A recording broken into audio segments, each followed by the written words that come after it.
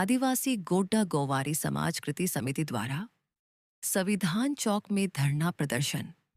आदिवासी समाज को उनके हक अधिकार मिलना चाहिए, आरक्षण और सभी संवैधानिक मांग को लेकर यह आंदोलन किया गया था। 5000 ज्यादा जनता इस आंदोलन में लोगों ने सहभागी हुए थे। जहाँ गोंड रहता है वही गोंड गोवारी रहता है, उसी को गोपाल बोला गया है। क्या बोला गया है? गोपाल। और आज मैं ये बोलना चाहता हूँ कि इतने सालों से जो आप गलत मांग कर रहे थे, लेकिन आज आप सही मांग कर रहे हो, इसके लिए आपके लिए तालियां बजाओ। ये जो उन्मूलन आपने बनाया है इस देश में, नागपुर में, उसके लिए अपने लिए तालियां बजाओ, क्योंकि आप सही मांग कर रहे हो और आपके मांग के साथ मैं साथ में हूं।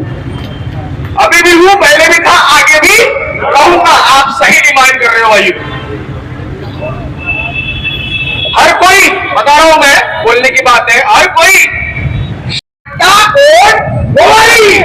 उसमें जो असल है उसको देंगे और दोनों को उकसाए कि तुम भी मांगो, तुम भी मांगो। आपका खजाना है क्या? आपका खजाना है क्या? तुम भी मांगो, ये भी मांगो, वो भी मांगो, सब एसटी में मांगो, एसटी में। क्यों? क्योंकि शेड्यूल ट्राइब का समाज सोया हुआ है। शेड्यूल ट्राइब का समाज सोया हुआ है। अरे वो साल गए, वो दिन गए जब हम सोते थे।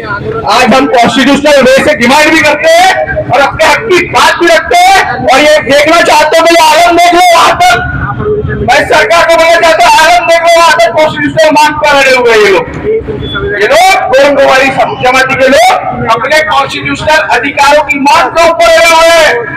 और ये सरकार को समझ में आना चाहिए और उन्होंने ये नोट पकड़कर कॉन्स्टिट्यूशनल वे से हमको अधिकार देना चाहिए। देना चाहिए कि नहीं देना चाहिए?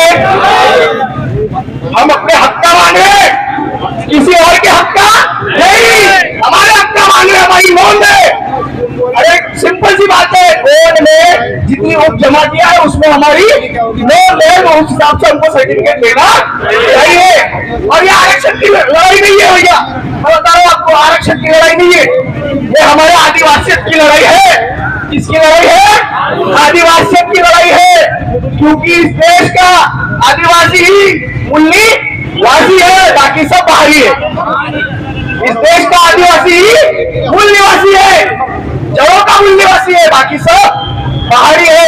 इसलिए मेरी देखो, मान्यवर बहुत सारे बोलने वाले हैं, मैं नहीं चाहूंगा कि मैं पूरा समय ले लूं, मैं शॉर्टकट में मेरी बात समझाना चाहता हूँ। ये आदिवासियों की लड़ाई है, 7.5% की लड़ाई है, ये नहीं बोलना।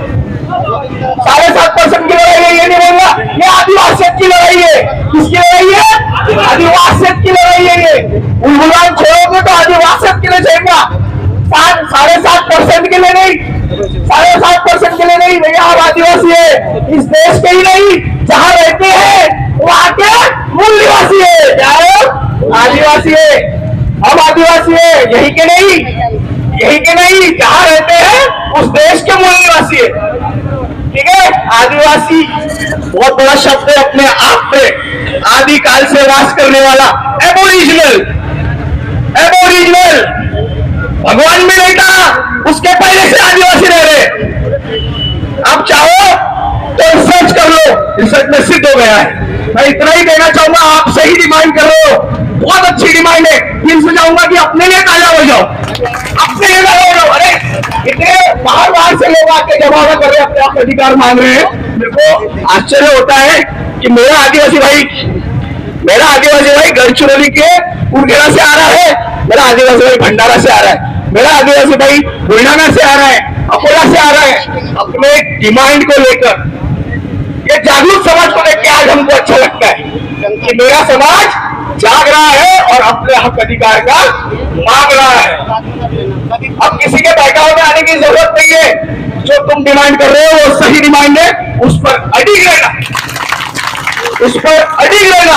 और मैं एक छोटा सा कार्यकर्ता हूँ आदिवासी समाज का, मैं हमेशा आपका साथ दूंगा, ये वचन देता हूँ, हमेशा आपका साथ दूंगा। और इसी शब्दों के साथ मैं अपने वाणी को समाप्त करता हूँ। जय वीर, जय बिरसा, जय सेवा, जय गोंडवाना। आदिवासी गोंडवारी जमात संवैधानिक हक्क संरक्षण कृती समिती महाराष्ट्र संयोजक टायटाई संयोजक अमरावती जिल्हा तसेच एक दिवसीय धार्मिक कार्यक्रमाचे अध्यक्ष आणि मी माझे विचार व्यक्त करतो. आता जो धार्मिक कार्यक्रम आयोजित केला आहे त्यामध्ये प्रमुख मागणीमध्ये 1985 दुरुस्ती करण्यात यावी. तसेच आदिवासीचे जे पूर्ण हक्क आहे ते आमचा जो न्यायिक मागणी आहे संविधानिक गोंडाची उपजमात गोवारी हे गोंडाचे उपजमात असून त्यांना गोंड गोवारी संबोधतात. त्यांना गोंड गोवारी जातीचं प्रमाणपत्र देण्यात याचं मान्य सर्वोच्च न्यायालयाचा 18/12/2020च्या निर्णयानुसार अंमलबजावणी व्हावी. आणि तसेच वडणे समितीचा जो अहवाल आहे वडणे समितीच्या अहवालानंतरच माननीय तत्कालीन उपमुख्यमंत्री माननीय देवेंद्र फडणवीस यांनी आम्हाला जे कबूल केलं वडणे समितीच्या अहवालानंतर तुमची जी जास्त मागणी आहे ती मागणी आम्ही पूर्ण करू. त्यामुळे वडणे समितीचा सकारात्मक अहवाल देण्यात यावा. जर शासनाने आमची मागणी पूर्ण केली नाही तर येत्या हिवाळी अधिवेशनात त्याचा एक लाखोच्या संख्येपेक्षा मोठा मोर्चा काढण्यात येईल आणि तो त्याच्या निर्णयाकडे तसेच येणाऱ्या पंचायत समिती नगरपंचायत प्रमुखामध्ये आमच्या समाजाच्या मतदानावर बहिष्कार राहील एवढ्या शासनाला इशारा देतो. अध्यक्ष